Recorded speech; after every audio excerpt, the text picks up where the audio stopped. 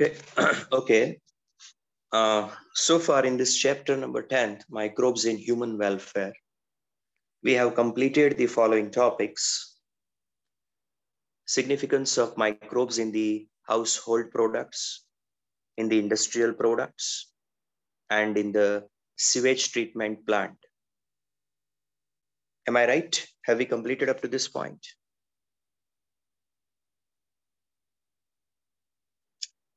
To the confirmation.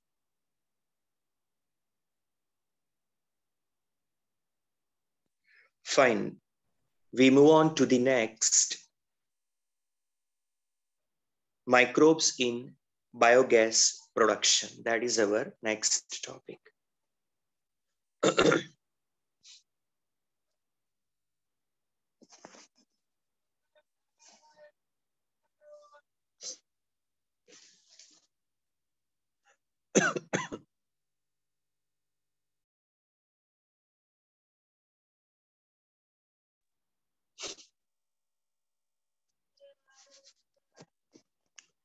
Okay, let us talk about this biogas production.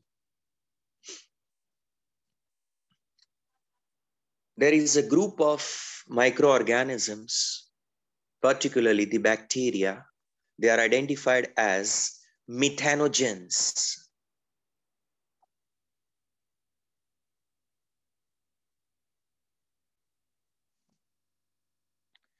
This special category of bacteria, they carry out anaerobic respiration, mainly decomposing the material that is called as cellulose.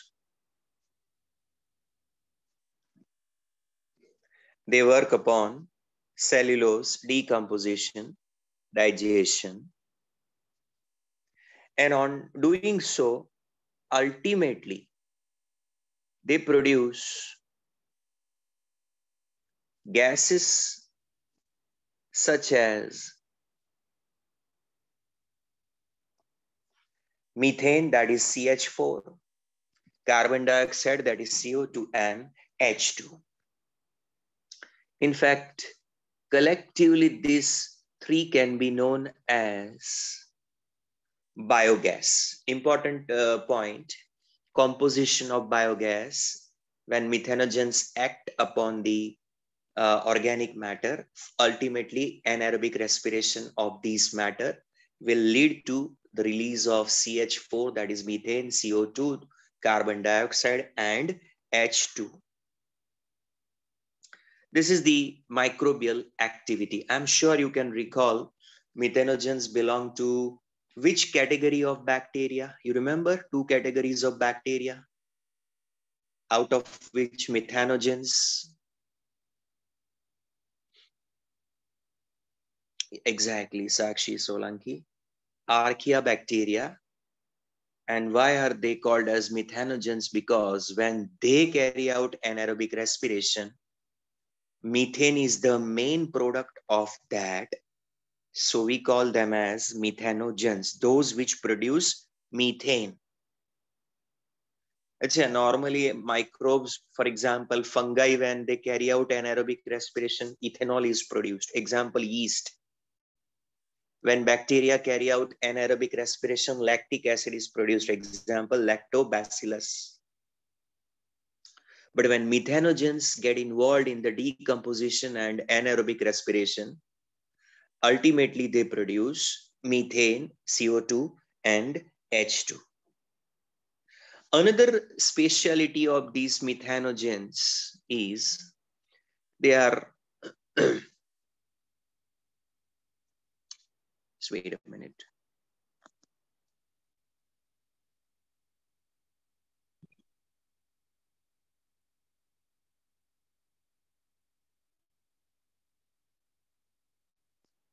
Okay, another speciality is that ruminant cattles.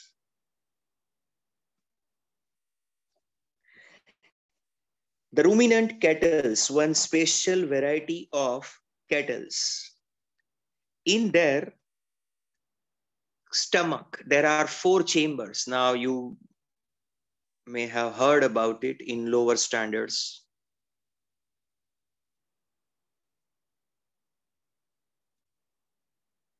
Cow, buffalo, goat, sheep, these are the ruminant cattle, one special variety of cattle. In their alimentary canal, in their stomach particularly, there are 4 chambers. Rumen, major chamber it is. Then reticulum, omasum, and abomasum. Rumen being the largest chamber of the stomach.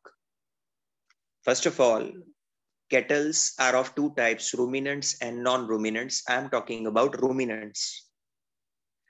One special variety of one special variety of cattle in which the stomach has got 4 chambers. One of them called rumen, from which they are called ruminants, very large chamber in stomach. Next is reticulum, next is omasum, and next to that is abomasum, and then the intestine. Point is that their rumen harbors means gives shelter to large number of methanogens over here.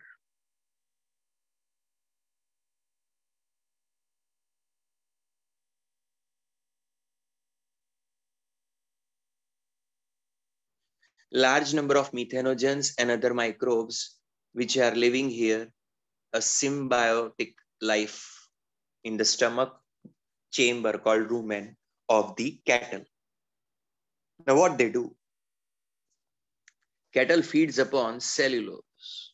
Basically, its food is cellulose rich or cellulosic food, such as grass, vegetables, etc., which is rich in cellulose. That food goes into the stomach, particularly in the rumen part. Here, the methanogens and other microbes are getting shelter. The other microbes secreting cellulase help in digestion of cellulose. And further, the sugars that are released will be further broken down by methanogens anaerobically to release methane, CO2, and H2. Technically speaking, every cattle releases methane from the stomach chamber rumen. Fermentation of this cellulose when goes on, varieties of symbiotic microbes and these methanogens act upon that cellulose by secreting cellulase and further breaking by anaerobic respiration.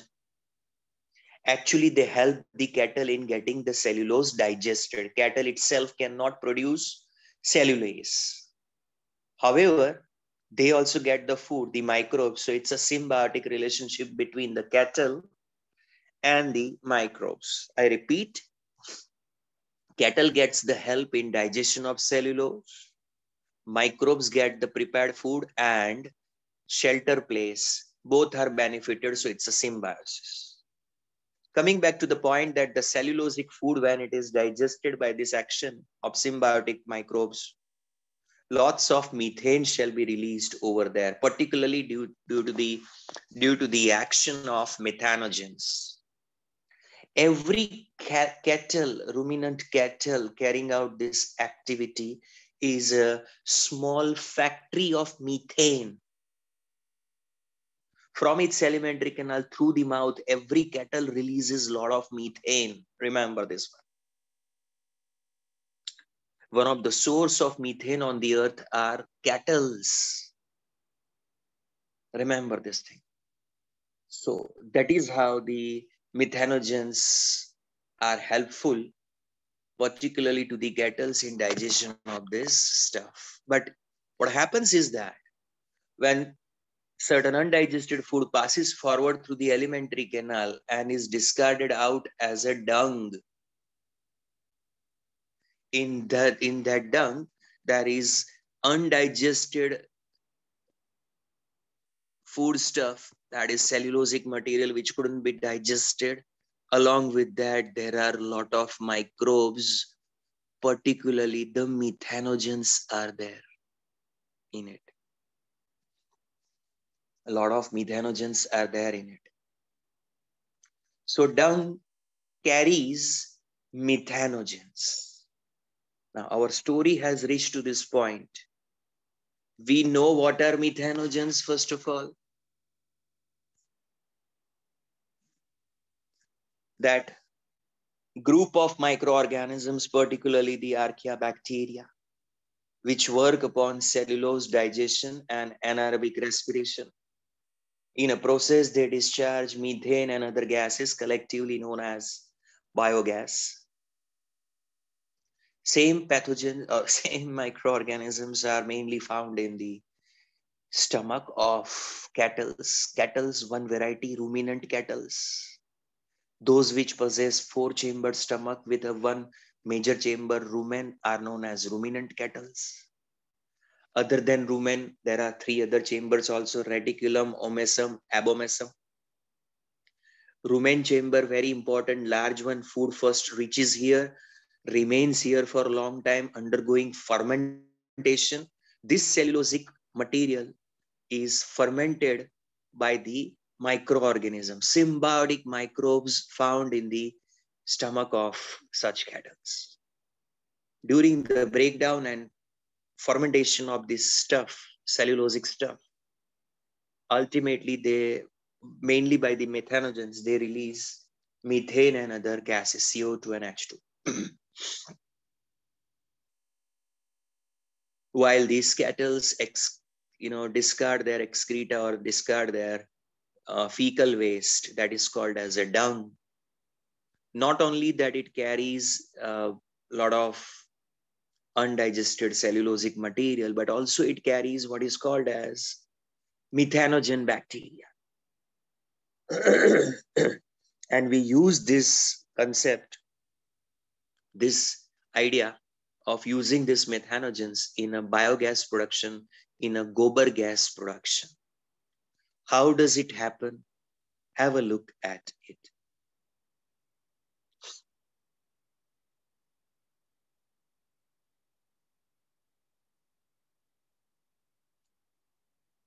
Biogas plant, gobar gas plant. See, this is the ground level. So you cannot see these things. These things are underground, basically. Okay, number one. Number two, in this setup, there are three pits lined with concrete. One large pit, concrete tank, you can call it as, is been dug out. So large pit is dug out, lined with the concrete. That is called as a digester. Now, on these digester, there is a floating cover, which is called as a gas holder. That is been fit over there. Whenever the gas will be formed here, this cover will be lifted upwards. It will be lifted upwards. It will go up. So it's a movable lid or movable gas holder covering the main digester tank. There is an outlet through the pipe and the valves. There is an outlet set in this gas holder. So as and when required, the gases collected here can be driven out and can be supplied for the utility. Now, there is one small tank or pit rather adjacent to this main large digester tank, and these two are interconnected through this slopy pipe from this small tank, which is connected with the big digester tank. The slurry is passed on. What is this slurry all about? Dung and water. The dung that is collected from the cattles. You know, when there is a farm, obviously lot of cattles, lot of dung. That dung rich in cellulosic material and microbes, particularly methanogens. And also at times the farm waste after the harvesting the seeds, whatever waste is left, that is a farm waste. All that stuff is brought here, and through this connection, it is brought into the digester tank. There is another small pit that is also connected with the digester tank or digester. Now, let me explain the process. First of all, you have to introduce the dung, water, and farm waste into the small tank. Via that, it gets collected into the digester. In digester, because of the cellulosic waste material and the methanogens present here, anaerobic decomposition starts. In this process, gases such as methane, CO2, and even H2 shall be produced over here. As gradually this gases level rises, they get filled up in this gas holder, and gas holder gets lifted up. And as and when required, the valves can be opened and gas supply can be maintained towards the requirement sites. Where can it be utilized? Electricity, generation of electricity, lighting process. So to run the lights in a way, that is the way you can utilize this gas. So in a lighting activity, you can use it. Second one, a gas can be directly supplied to the specialized stoves that can utilize methane through the pipeline. They are using it for cooking activity also. That is another benefit of this biogas. They can run the cooking activity, they can light their houses. Because, you know, in a rural areas, whenever you set up such a plant, they are not generally having the electricity supply. So they get so many benefits because of this thing. But another benefit that they get, that after some point, this is getting filled up further beyond one level. After some time, whatever the spent slurry is there. What do we mean by spent slurry? Spent slurry का meaning होता है कि the slurry which was given enough time to undergo decomposition, and now finally most of the cellulosic material of that is been lost, digested. That is been diverted in this sludge tank, and that will be used as the organic manure, organic fertilizer, isn't it? You understand this, what I'm saying? It is used as a fertilizer. So this outlet will make sure that organic fertilizer will be available. Look at the multiple benefits of the same. How many of you understand what I mentioned? Biogas for cooking and lighting, whereas spent slurry as a fertilizer. And you get rid of your farm waste also. Look, pollution पे control है, pollution free fuel use हो रहा है यहाँ पे. Biogas is basically, gobar gas is basically a fuel which is a smokeless. Lighting हो रहा है, cooking के लिए gas supply हो रही है, उसमें भी no pollution.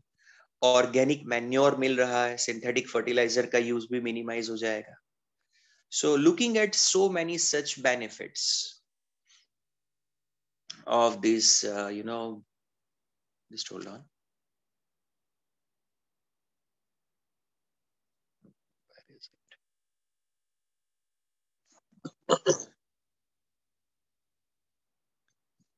Looking at so many benefits of this, biogas plant, the IARI and KVIC, Indian Agricultural Research Institute, and Khadi and Village Industry Commission. They have been developing this technology of biogas production, installation of such plants. That is their responsibility. So they are putting their efforts in spreading the awareness in the rural areas about this kind of plants. If a farm, or if the farmer, or if the village committee or sarpanches, if they are ready to provide suitable land, so they will provide loan, they will provide technical support and material for installation of such biogas plant. So that is what they have been doing all over the India, IARI and KVIC. To set up the biogas plant, that is their objective in each and every possible village and farms and fields. That is what they are trying to do, because you can see it is a wonderful thought.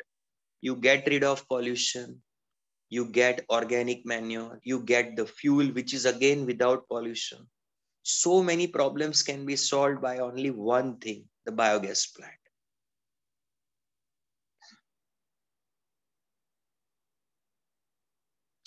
Well, that is all about the biogas plant. I will ask certain questions. Which microbes are the most helpful in a gobar gas plant or biogas plant?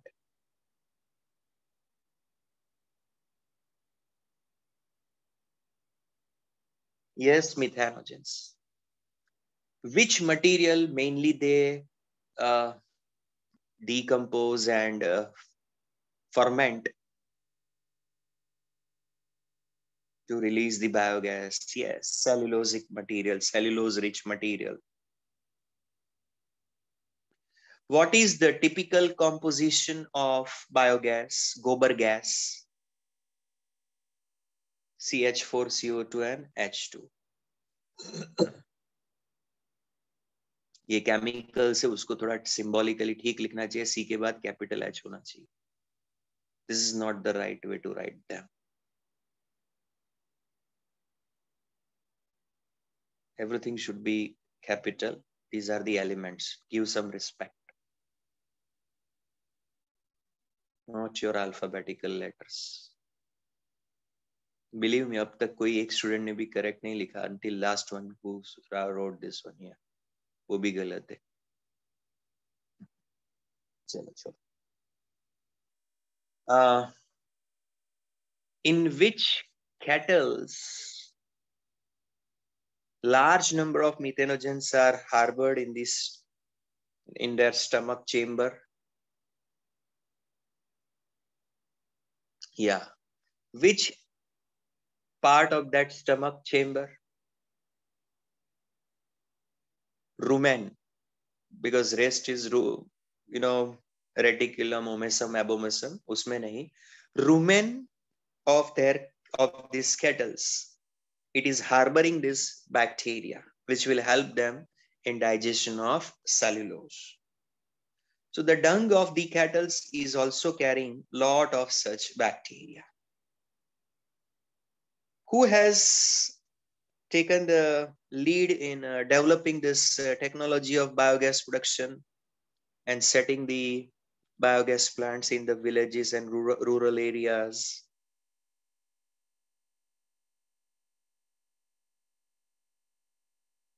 And IAP, Priya, what is IAP? I really wonder what was that.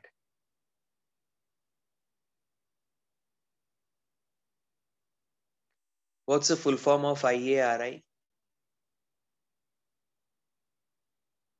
Capital A आना चाहिए सब में. Capital, capital, capital, capital. I capital, A capital, R capital, I capital. What is full form of KVIC? प्रिया, आपने अभी तक बोला नहीं IAP क्या है.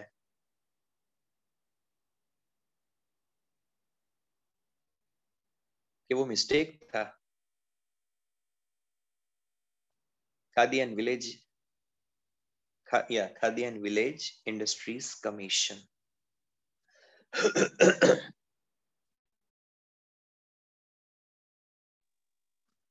Well, that was about the this biogas. Biogas utility in a concrete tank through the small other tank filled with this farm waste, gobar, that is dung, and water, that slurry is transferred into the main tank with a floating lead. Biogas produced, lead gets raised, having connection, it can supply the biogas. Biogas will be used for what? Cooking and lighting, isn't it?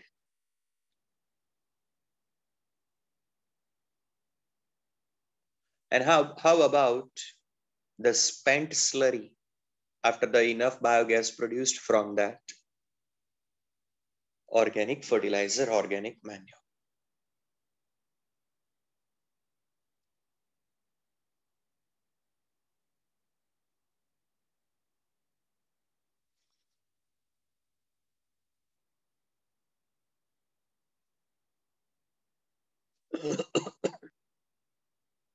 Okay.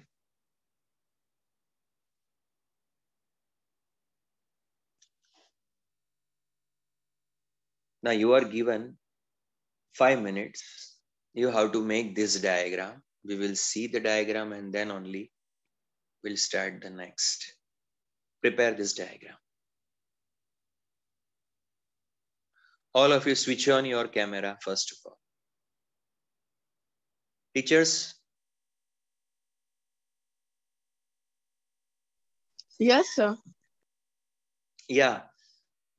They all will switch on their camera and will make this diagram. We give exactly 5 minutes now on. Okay, sir. Somebody not switching on the camera, remove that person. Do not let attend the remaining lecture. And Yeah, Nisha. you can keep it off, the recording part.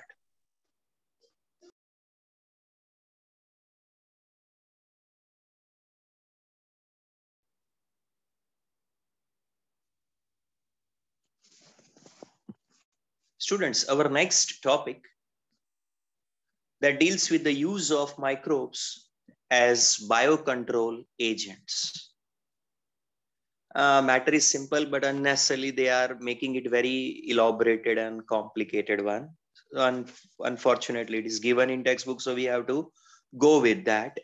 Otherwise, you just remember it's basically use of microorganisms to control the pest in your fields, in the farms, agricultural areas over there. Let us go through it and understand what it is all about. In one word, if you say, it's a use of, or in one line, if you want to say, use of biological methods or microbes, particularly for controlling the plant diseases and plant pests over there. Let me explain. It's given, so I'll just read that one only. In agriculture, there is a method of controlling the pests that relies on the natural predator rather than the introduced chemical pest. All those living organisms which cause damage to our agricultural crop are called as pests. Most of them are insects. Most of them are insects. They are not the only one, but they are the major pests over there. Phytophagous, many of the insects are phytophagous.